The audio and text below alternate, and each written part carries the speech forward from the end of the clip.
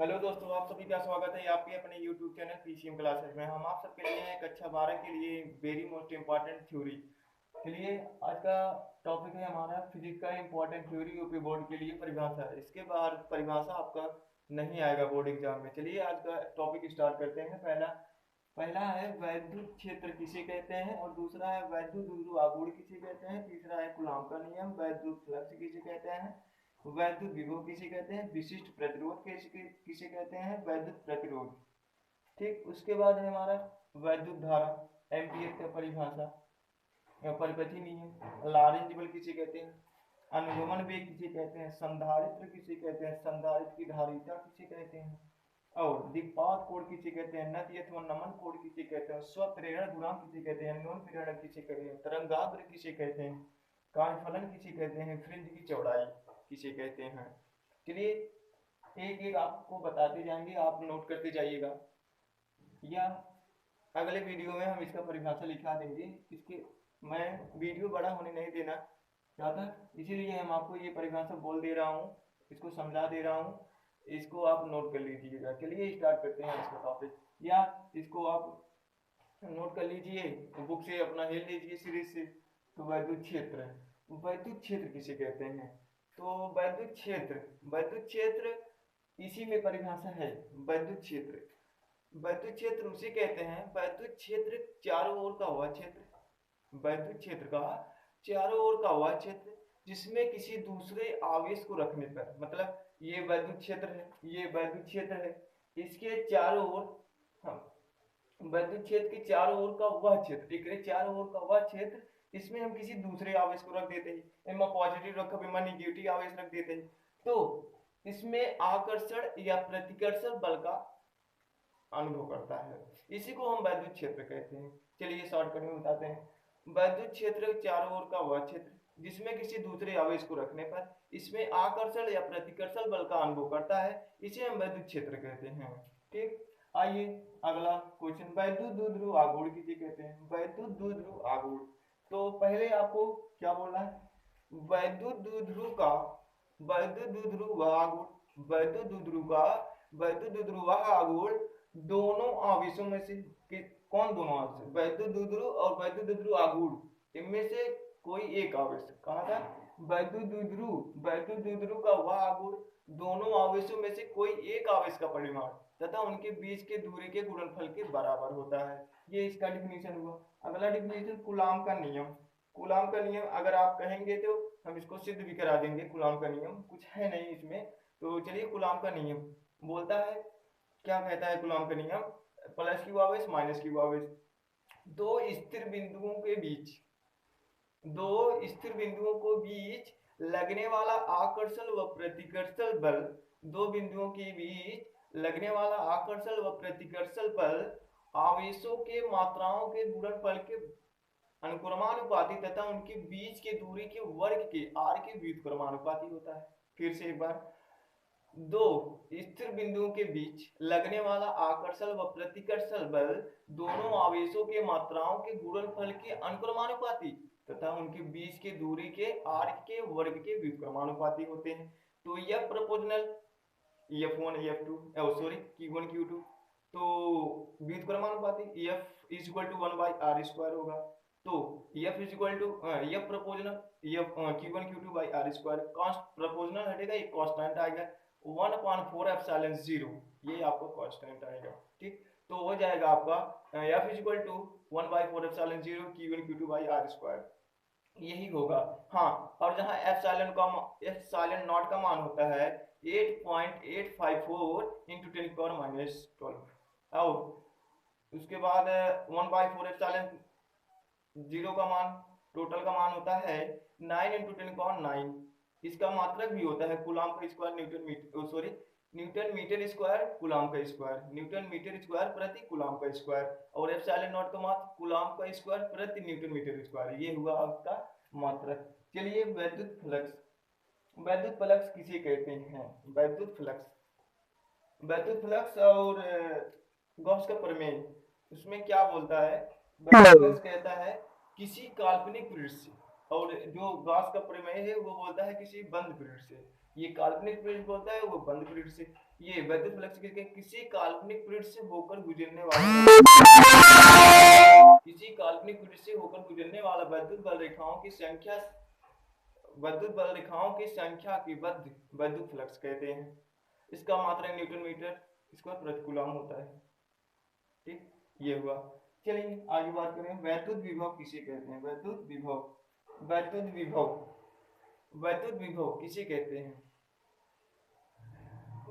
वैद्युत विभव, वैद्युत विभव अगर हम देखिए तो वैद्युत विभव एकांक आवेश को, एकांक आवेश को अनंत से, कहां से? अनंत से।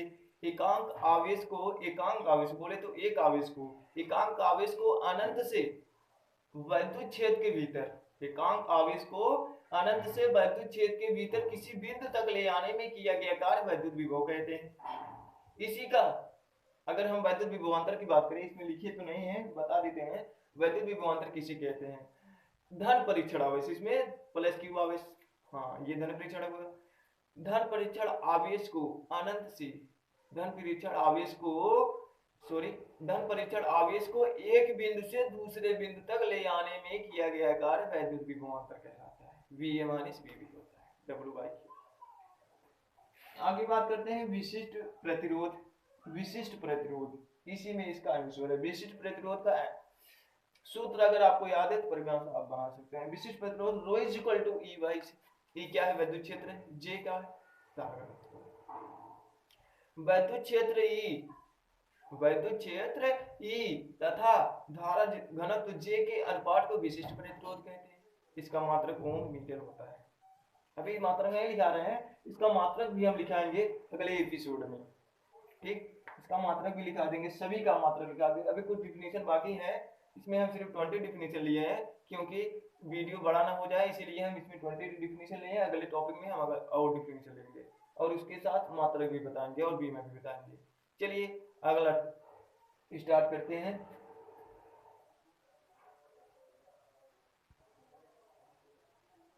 अगला स्टार्ट करते हैं वैद्युत प्रतिरोध।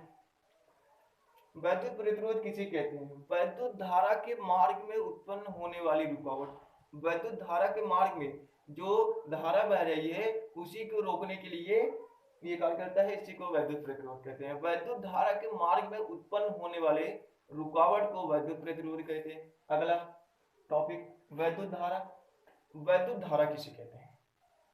वैद्युत I equal to Q by T. वैद्युत धारा, वैद्युत आवेश की गति की अवस्था को वैद्युत धारा कहते हैं। इतना शॉर्ट टाइप बता रहे हैं। वैद्युत आवेश की गति की अवस्था को वैद्युत धारा कहते हैं। अगला एम्पियर का परिपथीय नियम, surface integrated B vector into DL vector is equal to mu nought into I, ये इसका सूत्र होता है। चलिए इसको बताते हैं। एम्पियर का परिपथीय नियम, एम्पियर का परिपथीय नियम क्या कहता है? किसी बंद पृष्ठ सीमा के अनुदिश, किसी बंद पृष्ठ सीमा के अनुदिश, क्या बोलता? किसी बंद पृष्ठ सीमा के अनुदिश चुंबकीय क्षेत्र बी वेक्टर, क्या? चुंबकीय क्षेत्र बी वेक्टर तथा रेखीय समाकलन पथ द्वारा घिरा नेट धारा आई व म्यू नॉट गुना होता है। सूत्र क्या है? Surface integration B vector into DL vector is equal to mu naught into I. आगे बात करते हैं अन्योन प्रेरण, सॉरी लॉरेंज बल किसे कहते हैं? लॉरेंज बल मतलब हम एक आवेश लिए हैं जिसको हम आवेशित किए हैं, एक आवेश को आवेशित किए हैं तो उसको चुंबकीय क्षेत्र में गति कराएंगे तो उस पर एक आरोपित बल कार्य करेगा, इसी को लॉरेंज बल कहते हैं। इतना सिंपल डेफिनेशन है। क्या बोलता? जब किसी आवेश, जब कोई आवेशित किया हुआ कण, मतलब कोई आवेश किया हुआ कण है उसको हम चुंबकीय क्षेत्र में गति कराएंगे तो उस पर एक आरोपित बल कार्य करेगा जिसी को हम लॉरेंज बल कहते हैं। अगला डेफिनेशन अनुगमन वेग किसे कहते हैं? अपवाह वेग किसे कहते हैं? ये हम आप देखे होंगे, बहुत बड़ा बड़ा डेफिनेशन है लेकिन हम आपको एकदम शॉर्ट टाइप बताएंगे। क्या? दो क्रमागत टक्करों के बीच, Q1 Q2 एक टक्करों के बीच, दो क्रमागत टक्करों के बीच चालक इलेक्ट्रॉन या मुक्त इलेक्ट्रॉन, दो क्रमागत टक्करों के बीच चालक इलेक्ट्रॉन या मुक्त इलेक्ट्रॉन द्वारा अर्जित औसत वेग को अनुगम वेग या अपवाह वेग कहते हैं। एक बार फिर से, दो क्रमागत टक्करों के बीच चालक इलेक्ट्रॉन या मुक्त इलेक्ट्रॉन द्वारा अर्जित औसत वेग को अनुगम वेग या अपवाह वेग कहते हैं। अगला डिफिनेशन, संधारित्र किसे कहते हैं? संधारित्र, सी कैपेसिटर। संधारित्र, संधारित्र किसे कहते हैं? संधारित्र उसे कहते हैं, मतलब संधारित्र, संधारित्र एक आवेश किया हुआ कण है जिस पर एक आरोप बराबर व विपरीत कार्य करता है। संधारित्र एक आवेशित किया हुआ कण है जिस पर विपरीत व बराबर तथा विपरीत प्रकृति के आवेश होते हैं। ये दोनों अति निकट स्थित होते हैं, इसी को संधारित्र कहते हैं। संधारित्र की धारिता किसे कहते हैं? C = Q/V। संधारित्र की धारिता, संधारित्र की धारिता C = Q/V। इतना सिंपल, Q/V। Q क्या है आपका? आवेश है, V विभवांतर है। Q आवेश है, V विभवांतर है, तो Q आवेश के बीच विभवांतर जो उत्पन्न होता है उसी के अनुपात को हम संधारित्र की धारिता कहते हैं। आवेश तथा विभवांतर के अनुपात को हम संधारित्र कहते हैं। शॉर्टकट आपका डिफिनीशन हो गया। दिक्पात कोण किसे कहते हैं? जल्दी जल्दी बता देते हैं। दिक्पात कोण किसे कहते हैं? दिक्पात, आपको एक चित्र, किसी स्थान पर आपको ये लगाना है, किसी स्थान पर चुंबकीय आमुत्तर या भौगोलिक आमुत्तर, किसी स्थान पर चुंबकीय आमुत्तर या भौगोलिक आमुत्तर के बीच बने न्यून कोण को हम दिक्पात कोण कहते हैं। ठीक, आइए, नति अथवा नमन कोण किसे कहते हैं? नति अथवा नमन कोण किसे कहते हैं?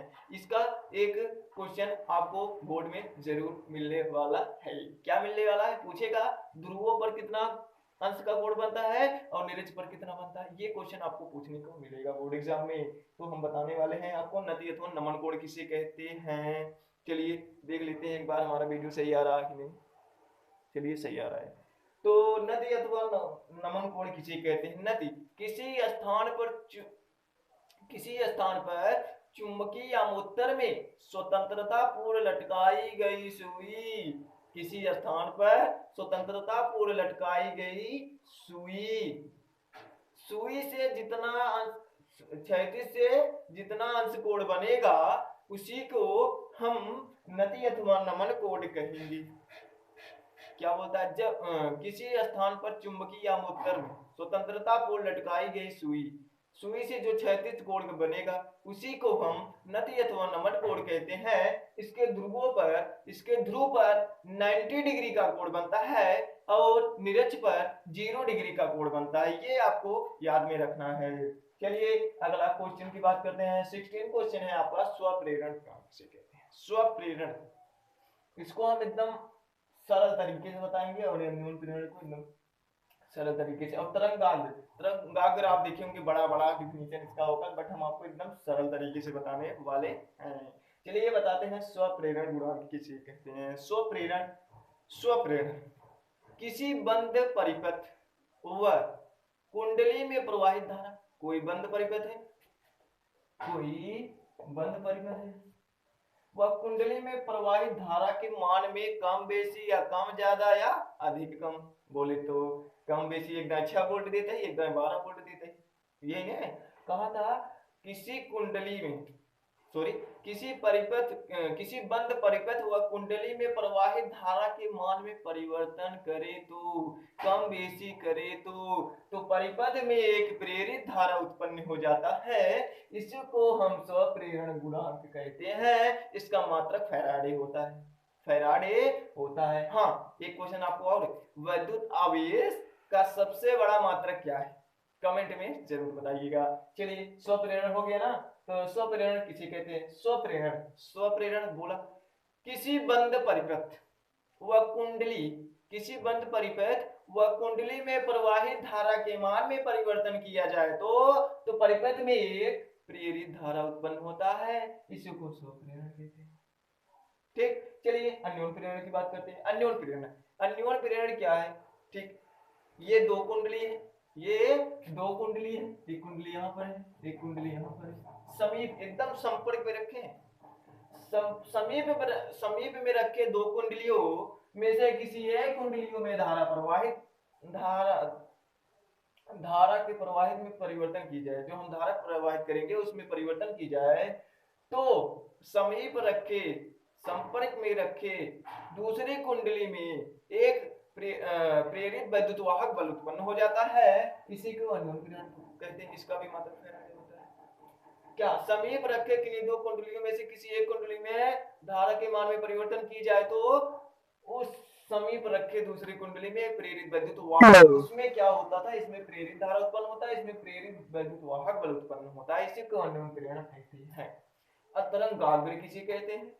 तरंगाग्र किसी भी माध्यम में, किसी भी नहीं लगाना, किसी माध्यम में, किसी माध्यम में किसी स्थान पर, किसी माध्यम में किसी स्थान पर काल्पनिक सतह को हम तरंगाग्र कहते हैं। ठीक, इसी को कहते हैं तरंगाग्र। कितना सरल तरीके से। कार्यफलन किसे कहते हैं? कार्यफलन, कार्यफलन वह न्यूनतम ऊर्जा, कार्यफलन किसे कहते हैं? दम। अब एक और डिफिनेशन है, युग्मन विनाशी और युग्मन उत्पाद, ऐसे को डिफिनेशन आया है मॉडल पेपर में, देख लीजिएगा। कार्यफलन किसे कहते हैं?